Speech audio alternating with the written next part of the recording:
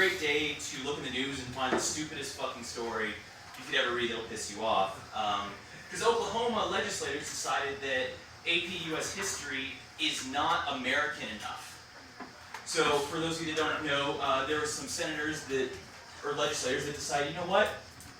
The AP US history focuses too much on the darker parts of American history, not making people feel proud. So, the darker parts of American history. Slavery. The both literal and figurative darker parts of American history. So they want people to focus more on the positives of America. Our wars, the wars that we've won. World War I, World War II, the Korean War, Cold War, and Persian Gulf. Now, before you ask, they're already planning to also remove Vietnam from geography and get it erased from the map.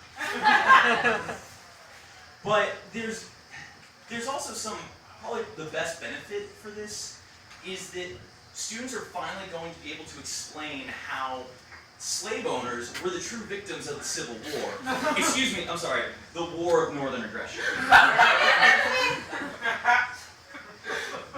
So, it's been pretty cold this week. You guys, I'm glad to see everybody's still alive and not frozen out in the streets. Did anybody lose power over the weekend? Yeah? What'd you guys do? Did you go to the bar, go out, hang out with friends? That's probably smart. I did the next creepiest thing and just sat in my room alone with my thoughts. And during that time frame, I came to one conclusion, and that's that #YOLO is a strictly Christian monotheistic chant. Because if you think about it, you only live once. That's a concept that you only hear from Christians or Muslims or people from Judaism. Do you think a Buddhist is really going to appreciate your monotheistic belief when they have the spirit of reincarnation all the time? Do you think a Hindu is going to put up with that? They are going to find that very offensive. You need to really watch what you say, because if you go out and scream #YOLO, somebody might actually be offended. You might be imposing on their religious beliefs. And also, while we're on this subject, cats probably don't appreciate it either. And they especially didn't appreciate it when you dropped them from the top of the steps and wasted one of their lives. I'm pretty sure you didn't yell #YOLO then. So, just out of curiosity, how many of you have ever had this situation happen to you? Hey, you're talking with a friend, and you're trying to figure out where to go for dinner. And the guy says, hey, how about we go to Hardee's? They have some good food there. No. Why not? Because I'm a human being with self-respect, and I'm not on suicide watch. I mean, seriously, I keep getting all these coupons from Hardee's, and I never use any of them. Every time I drive by a Hardee's, the parking lot is empty. And any car that, anyone actually walking out is over 60. Just let me pull. Has anybody actually been to a Hardee's in here? Yeah. Anyone? Okay, I'm going to ask you a question. Okay. When was the last time you went to Hardee's? It's like 8. 8? Did you go again? No. Okay. Anyone else go to Hardee's? You?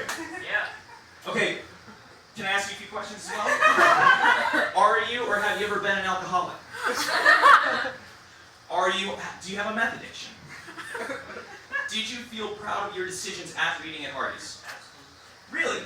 Tell me, what is the best thing you've had there? They're fake Big Mac. They're fake Big Mac. So you're telling me even at their best, they can't replicate McDonald's. That's part of the thing. That's actually something that I want to bring up. That Hardee's doesn't even have their own specialty foods. Yeah, McDonald's has got the Big Mac, but apparently Hardee's now has the fake Big Mac.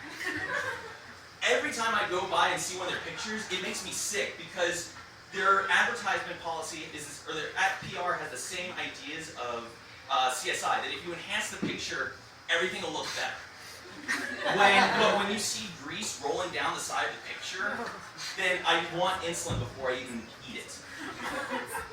I have OCD, and it's not like an actual monk OCD where I gotta straighten everything. So if you saw my room, you'd call bullshit on me. But it's kind of like a mental thing. So I get into this brain lock where if I'm starting thinking of a bad idea, I can't shake it. It just gets darker and deeper, and it goes to like another level, then another level. So basically, it's a shittier version of Inception.